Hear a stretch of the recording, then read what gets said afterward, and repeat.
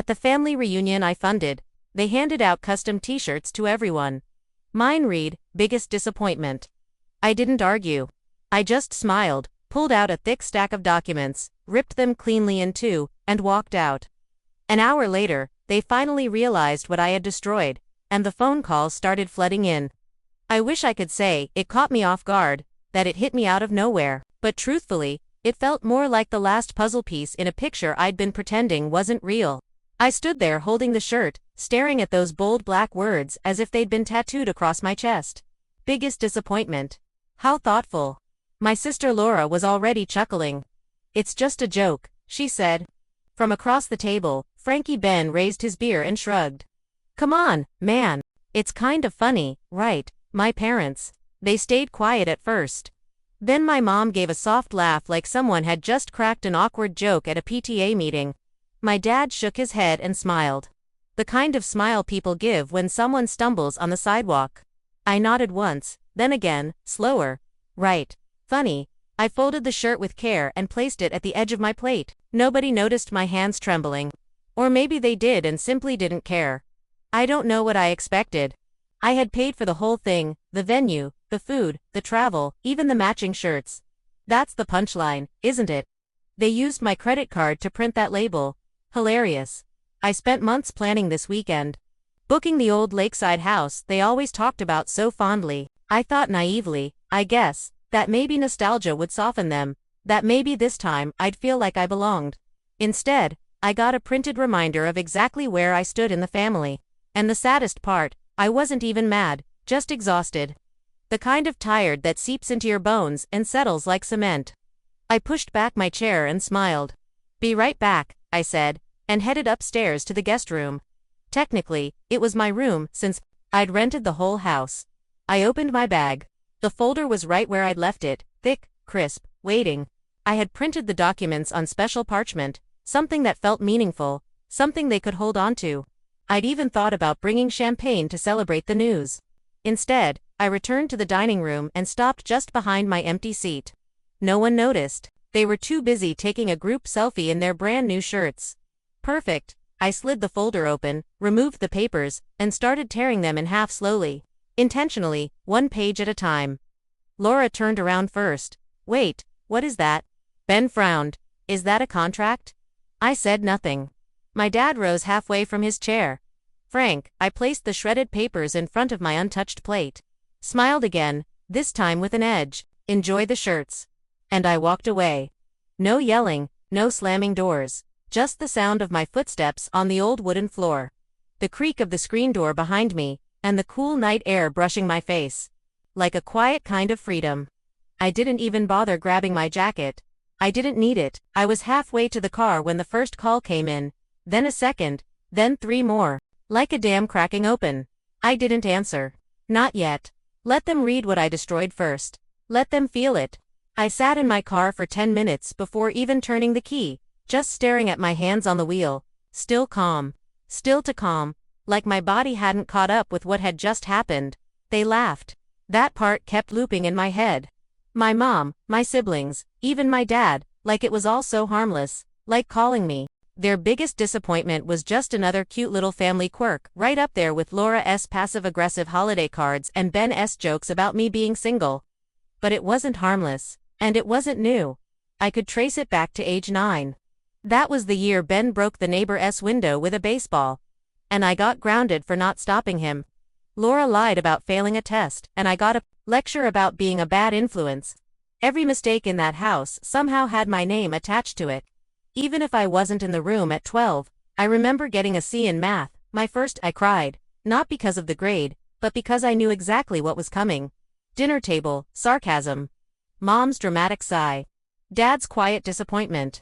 Meanwhile, Ben could flunk an entire semester and still get extra spending money just for trying. At 17, I begged them to co-sign a small student loan. Not even money, just a signature. They said no. Said I needed to learn responsibility. Ben wrecked 2 cars by then. Laura had already moved to Europe for a photography course, which our parents helped fund.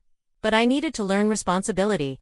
So I worked nights, slept for hours a day, built something from nothing. A tech service at first, then a subscription platform. Learned how to code, how to pitch, how to get rejected, and keep going. I didn't ask for much. A little credit would have been nice. Maybe I were proud of you instead. I became the running gag, the weird one. The guy who always showed up late to Thanksgiving. Because he was probably coding in a basement somewhere when I got my first six-figure investment. I told no one when I cleared my student debt in one lump sum. I told no one when my company went viral. Still no one. It felt like if I told them they'd just find a way to twist it, turn it into another joke, or worse, take credit for it. So, I kept quiet, but I watched Laura host parties in apartments I knew she couldn't afford on her salary. Watched Ben post cryptic Instagram captions about mental health only to DM me for money. 2 days later, watched my parents struggle with their mortgage, but still buy anniversary cruises. And I started helping quietly, an anonymous donation here, an untraceable transfer there. Because despite everything, I still wanted to believe in family. I thought maybe if I gave enough, they'd finally see me. That fantasy shattered. Last Christmas, I offered to fly everyone out to a ski lodge I rented. My mom told me to save my money, then posted a status about how Laura surprised them with a family-funded holiday. That was when I decided no more behind the scenes. The reunion I just left. That was supposed to be my reveal. A real one. I had it all lined up. A notarized letter gifting my parents' early retirement, their mortgage wiped clean, a down payment agreement for Laura and her kids, a new start in a better school district, a debt relief fund for Ben, plus an optional job referral, if he ever wanted to start fresh. Each document was signed, sealed, printed on heavy linen paper. I even picked navy blue folders to match the table decor. That's how far I went. I wanted it to be beautiful, memorable. I imagined the look on my mother's face when she read the letter. The tears, the pride, the slow realization that the son, she once called directionless, had built something big enough to give them a second chance. I pictured my father standing up in silence, gripping my hand firmly. I imagined Laura saying, "I misjudged you," and Ben going, "Damn, bro, I had no clue." I envisioned so many different versions of that moment. What I got instead was a joke printed on a t-shirt, and I know what you might be thinking. Maybe it wasn't intentional. Maybe it was just a poorly timed joke. Maybe their reactions would have been different if I had told them beforehand. But here's the truth. On some level, they already knew.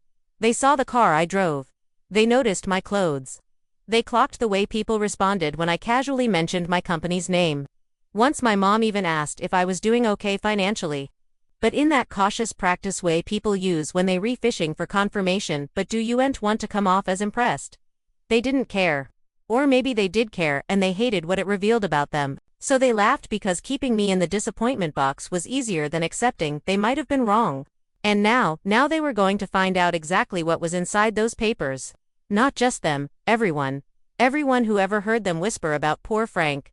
Everyone who believed I was some failure bouncing from one sad project to another. They were about to learn the truth.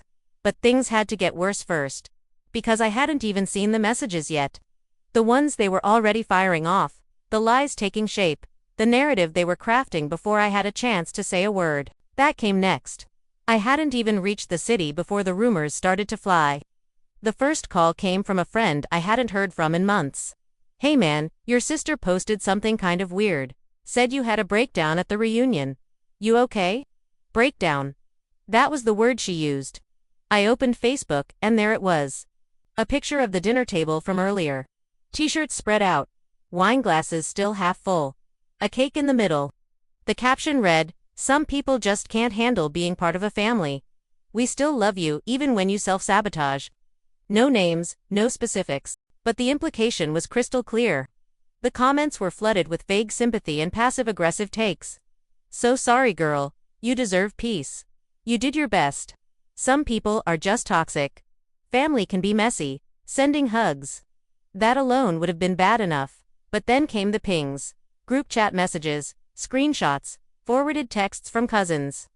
My aunt reached out, asked if I was okay, said my mother had called her, sobbing, claiming I had thrown a fit and shredded legal documents in the middle of a manic breakdown. Ben sent me a message directly. "Dude, you really need help. You embarrassed all of us. We tried to include you and you made it a scene. Real classy. Include me, right?" I didn't reply. I just forwarded the original documents to my attorney, asked him to timestamp the email, and copied my assistant. 5 minutes later, she responded, "Would you like me to push the Forbes feature to this weekend? I can reattach the scan pages." Yes, that. Because here's the thing. I had options. I had proof. I had receipts. They only had a story, a flimsy one at that, but the louder they repeated it, the more damage it could cause. If my family is skilled at one thing, it's rewriting history fast. But not this time. This time, I wasn't going to let them get away with it. I had let them shape my narrative for too long. Now it was my turn. I started by sharing the Forbes link quietly. No tag, no commentary, just the article. The underdog founder who secretly funded his family's life for a decade and then cut ties inside. Were photos of the documents scanned signed dated the same ones I'd torn up at the reunion. The article mentioned the company valuation north of $30 million and the anonymous donations traced back to me. It mentioned the mortgage payments, the college funds I'd quietly created under shell accounts.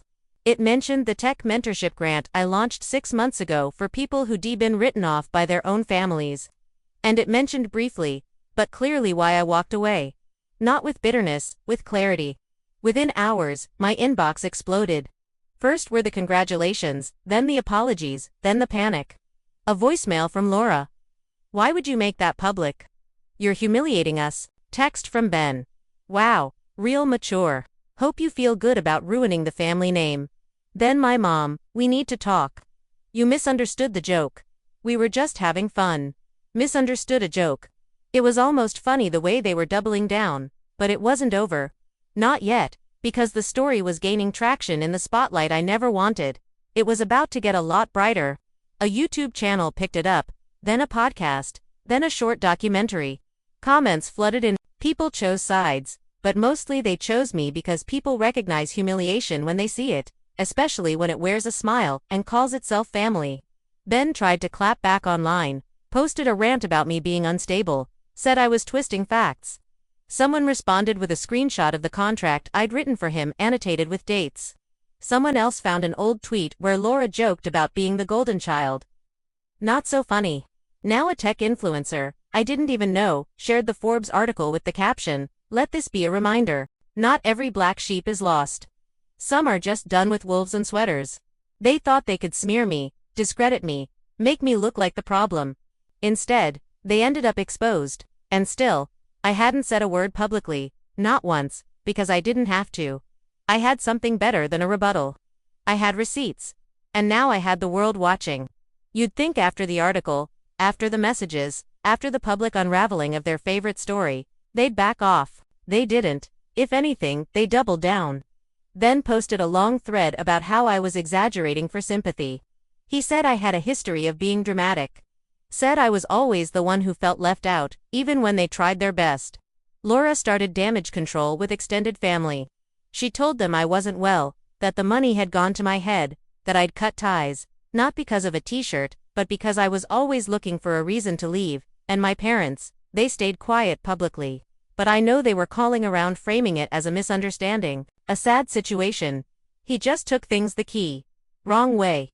I watched them try to rebuild their version of the story. But this time it wasn't sticking because the people they were talking to, a lot of them had already reached out to me quietly. A cousin who said she always noticed how I was treated differently. A former neighbor who remembered hearing my mom call me a late bloomer. While bragging about Ben's internship at a company I now owned. Equity.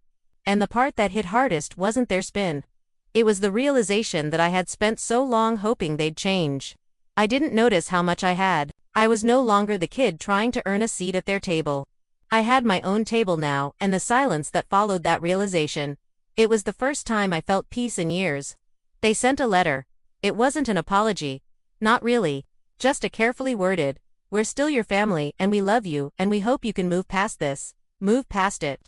Like it was a phase, like I got offended and stormed off and needed to come back once. I'd cooled down. I didn't reply. A week later, they sent another. This one was longer, more emotional. Talked about the things they'd done for me when I was younger. Meals, rides, a roof over my head, like that. Made up for everything. They never mentioned the money or the years of jokes or how quick they were to smear me when I finally said no. Then, out of nowhere, Ben posted an old photo of us from when we were kids. Captioned it, "Miss my brother. Still love him. Always will." I got tagged a lot. People wanted a reaction, but the only ones I ever owed anything to were the ones who stuck around when I had nothing, and none of them were wearing coordinated t-shirts. So, I stayed quiet, and in that silence, things kept shifting. Laura's husband walked out. She had been clinging hard to the whole "we're victims of cancel culture" narrative, and he wasn't on board with it. He took the kids and moved in with his sister. I didn't hear it from Laura. Someone else told me. Ben lost a speaking engagement at some minor event he'd lined up for himself. Apparently, someone had forwarded the full article to the event organizer along with an old podcast clip where he joked that I never followed through on anything. As for my parents, they tried refinancing their house. Didn't work out. A friend of mine in finance mentioned the bank flagged signs of instability. It wasn't directly my fault, but I had stopped sending the monthly transfers. That was me, and I started living. Not to get even, just finally, freely. I traveled without constantly checking my phone. I made choices without worrying whether they'd finally be impressed. I built things because I wanted to, not to win anyone's approval. Then one night, sometime later, I got a message from someone I didn't recognize, a stranger who'd seen the article. Just a single line, "And thank you for showing people like me that it's okay to walk away." That one stayed with me, not because I craved validation, but because it reminded me walking away wasn't an act of selfishness. It was self-preservation. It was survival. I'd never been angry that they didn't love me the way I needed. I was angry that they pretended they did while tearing me down every time I tried to stand tall. That night, I opened a box I'd long forgotten about. Inside were copies of the original papers, the ones I'd torn to shreds. I ran my fingers over them, thick parchment, cream-colored, still sharp at the edges where I'd ripped the first set. It didn't feel like loss anymore. It felt like closure. I don't know where they are now. I don't check. Sometimes people send me updates, but I delete them before reading to the end. Not out of apathy, but because the version of me who craved their approval doesn't exist anymore. He's gone, and he's not coming back. An update. 2 years later. It's been a while. I got invited to a wedding, recently. Not family, a friend, one of the few who saw me at my lowest and stayed anyway. At the reception, someone introduced me to their cousin. She smiled, shook my hand, and said, "Wait, are you the t-shirt guy?" I laughed, really laughed. "Yeah," I said. "Yes, I am." She told me she had cut ties with her own parents last year. Said my story gave her the courage to do it. I didn't know what to say then. Still don't, honestly. But it stuck with me because for the longest time I believed walking away meant defeat, meant surrender, failure. But in reality, it was the first time I had ever stood up for myself. Sometimes I wonder if they still talk about me, if they tell the story differently now, if they miss me or just miss the version of me they could control. I haven't reached out and they haven't either. Not for a long time. Maybe that says everything. Did I go too far or not far enough? Let me know in the comments. And if you want more stories like this, don't forget to subscribe.